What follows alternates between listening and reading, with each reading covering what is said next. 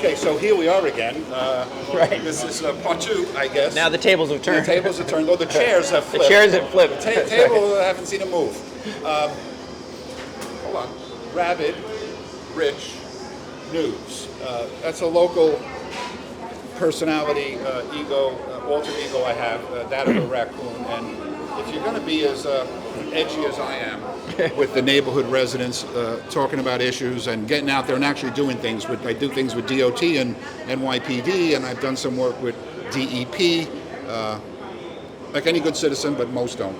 Overwhelmingly, embarrassingly don't go to community board meetings. They don't go to police council meetings. They don't go to town halls. What's going on, folks? But so where we are is, I'm going to ask you questions. If you want to, yeah, sure. Okay. I have a brand. It's a silly brand, but quirky and funny and hopefully entertaining, but informative. I post a lot of data, and then I let the people establish the dialogue. So that's where Marty's key is going to be. Earn the trust and trigger people to have the dialogue. Let them work it out.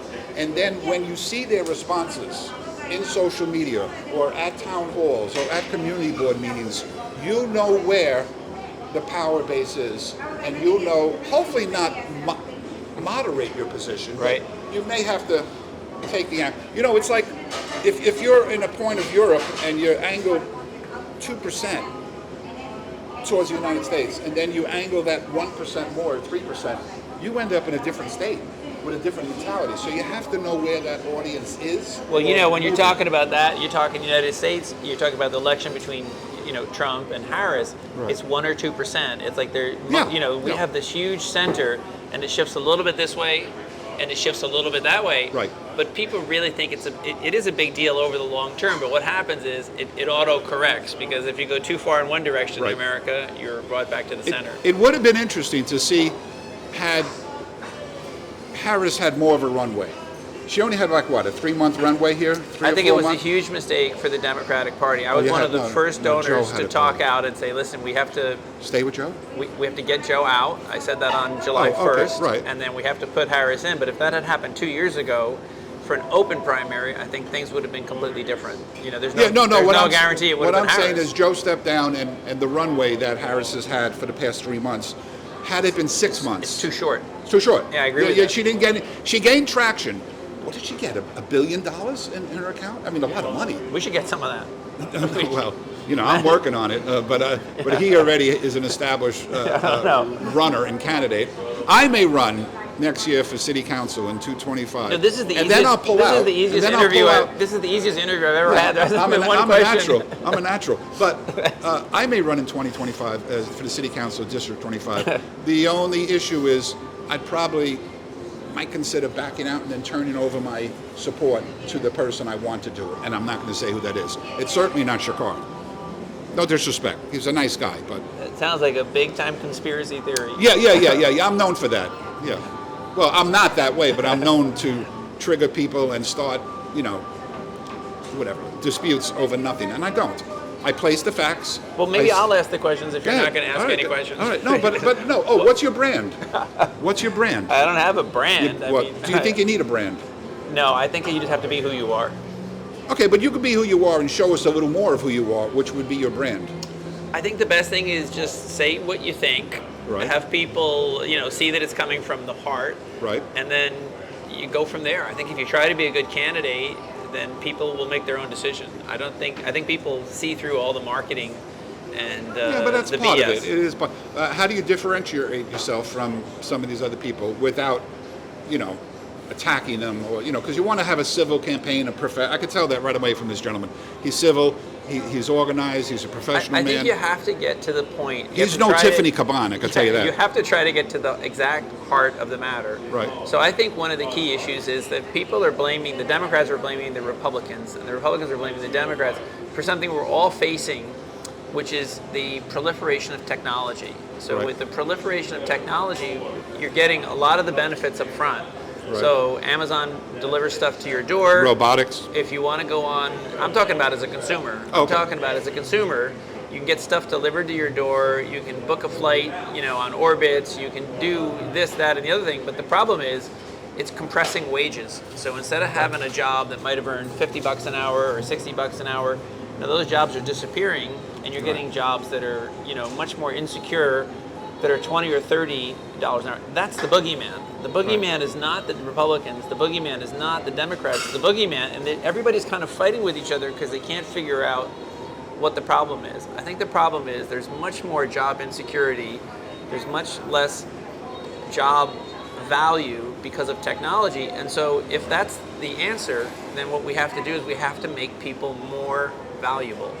So if you're going to make people more valuable, that leads you directly to really getting people off the mentality, which is the city's got to take care of me, and I'm a ward of the state. Custodian government. Right. I can never improve as a person. I need these. Where's my check? I need this benefit and that benefit. It points you in the direction of really focusing on the schools, really focusing on job training, and really focusing on making our citizenship more valuable, more alert, more responsible, more well-educated, more nimble, more well-trained, and away from this idea that we're a city that takes care of everybody. Sanctuary city.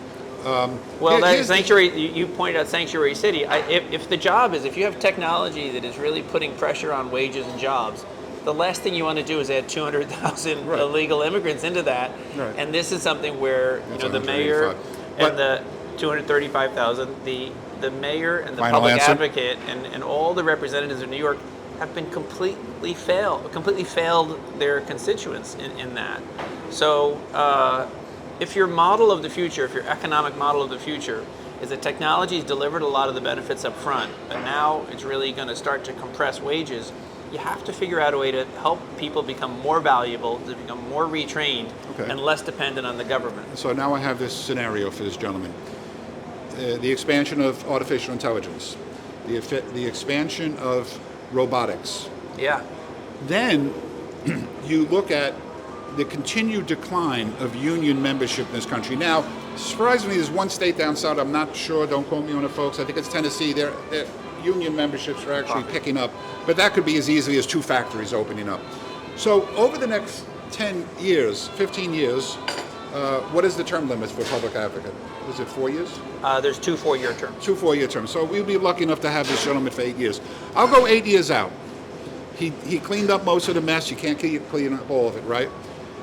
You're going to have less union memberships in this city, although New York City is a strong union town. But we're talking the city. He's going to be the New York City Public Advocate. There's no question about that. But you're going to have less union membership. You're going to have more expansion of artificial intelligence and robotics. They're not going to be making the money. They're not going to be having the great health benefits like a city employee would. What's going to happen to our healthcare system? And then as their kids come to age, and maybe they didn't get the best education because our schools are bulging. Well, we have to take money out of other things that we're doing and get it into the schools, for sure. Right. The unions are for trained workers. We'll call them workers, employees, human capital, whatever. No, that's okay. Unions have always stood for, whether it's a carpenter or whether it's a plumber or a steam fitter or a sandhog, they're for creating high standard workers. That's great. I think that's what you need, actually. But there won't be enough of them. That's what I'm saying. Because with robotics and artificial intelligence, we don't know that, because somebody's got to run those robotics machines and someone's got to deal with all that. The unions have been a part of New York's culture for a long time. They're going to be a part of New York's culture. What I'm talking about is we've got to get the people who are stuck at jobs, at Subway, or they're stuck in jobs at McDonald's. And no disrespect, that's where you start. But the idea is not to have that be a ceiling. We got to figure out how to get people with a exit route into the real economy, the knowledge economy. Because if you're not in the knowledge economy, there's a cap that's created by technology on what you can earn. But granted, there's a quotient of this population that just doesn't have the capacity to do that, meaning to evolve. Okay. We would like to think No, stop. You can't say. First of all, I'm 100% on the opposite side of that. Everybody can do it. 100%. Okay? If you say those people I mean there's a certain quotient of people. No, everybody can learn. Everybody has been proven. If you start from wherever you start in life, there's people who come here with no training.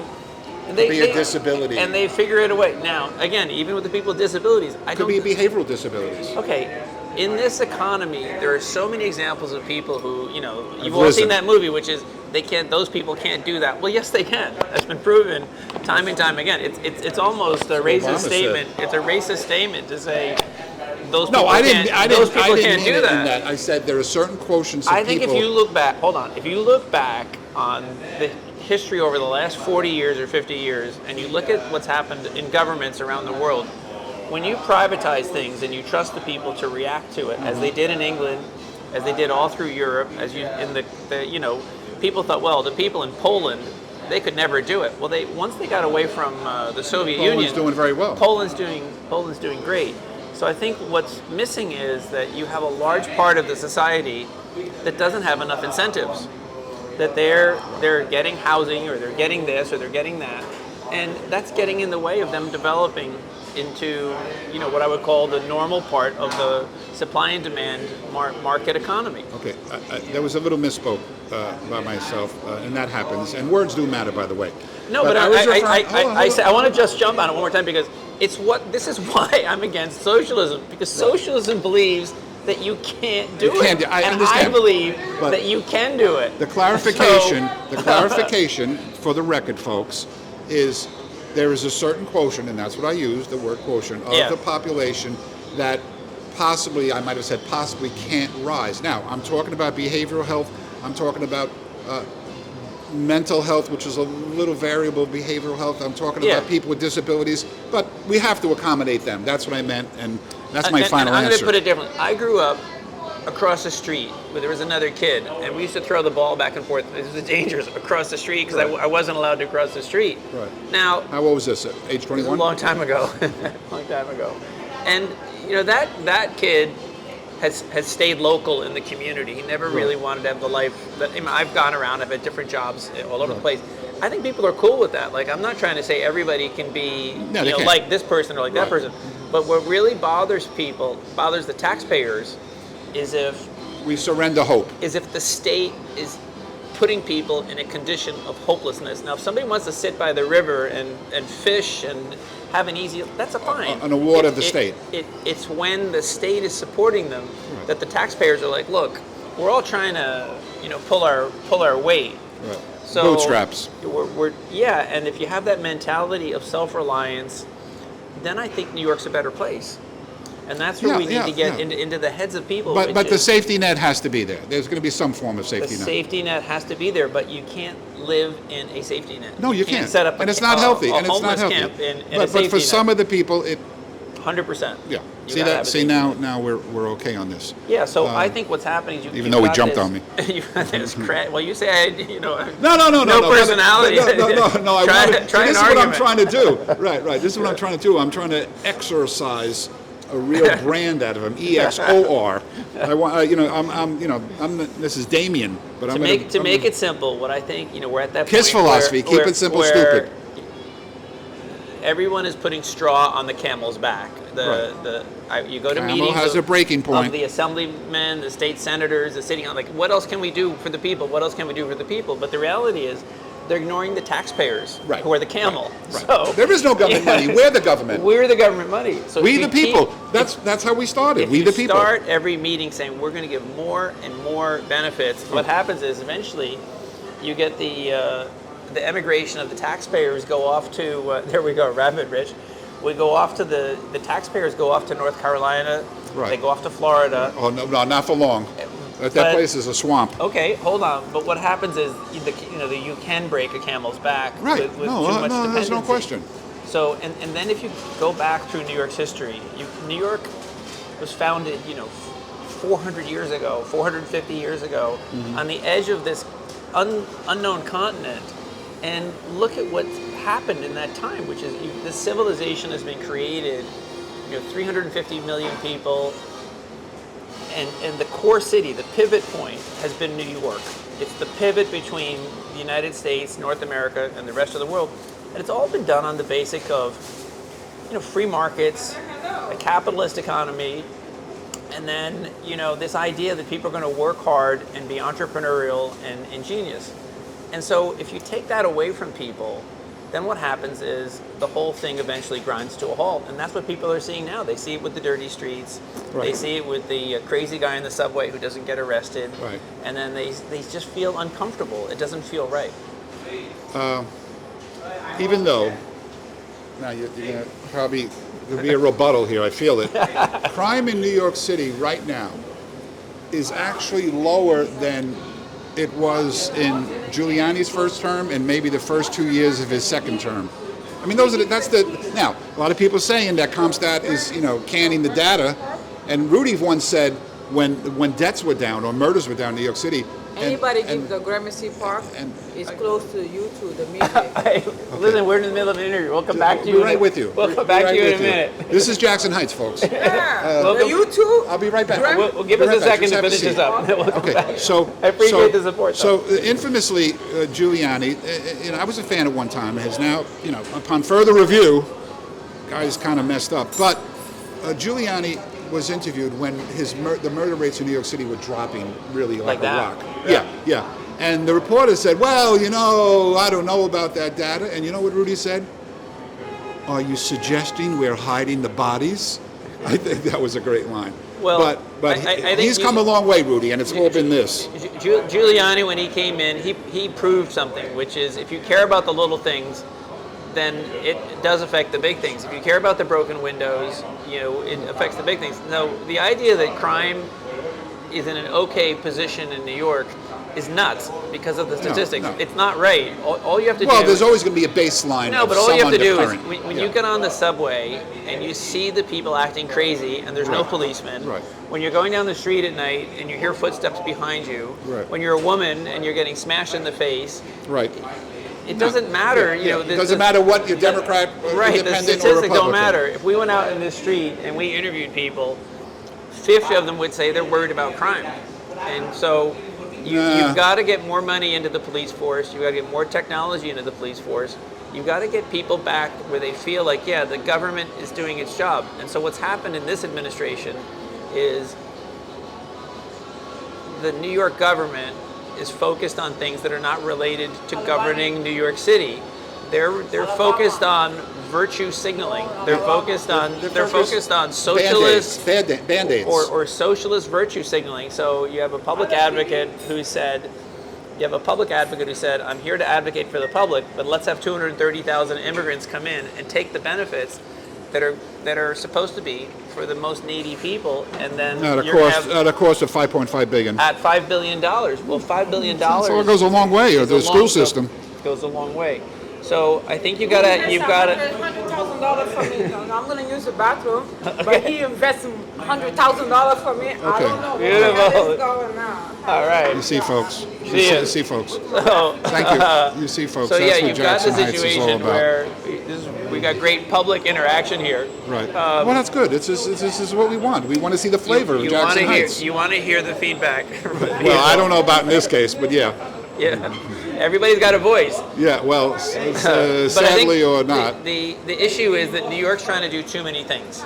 Instead of trying to do you 5 can't or do 6, them all well. They can't do them all well, so we got to cut out some things that they're doing that they're not doing well and just focus on being excellent at a few things. They should be excellent at sanitation. They should be excellent at schools. They should be excellent at transportation. They're not. They're not excellent. Every one of those components has extremely strong unions, and I'm not blaming unions. I was a union shop steward. I think it's just a question of focus. Like if you just have to say, like, for example, we're spending all our time worrying about, Israel. We're spending all our time worrying about this, and we're worrying about that.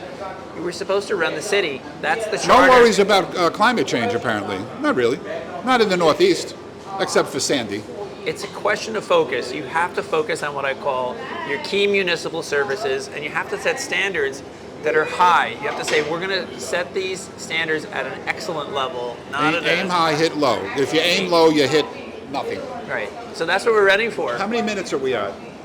Is this your longest interview you've ever done? Or No. most entertaining? No. We should wrap up, though, because I think long? we're... I think 19 minutes? All right. Let's wrap this up. I think we're to conclude. Rolling with Dolan, Marty Dolan, I don't know. I've met a couple and spoken to the other people that are considering a run or in the run, whatever, and it's not the same. This guy's real deal. Marty? Rich, thanks very much. All right.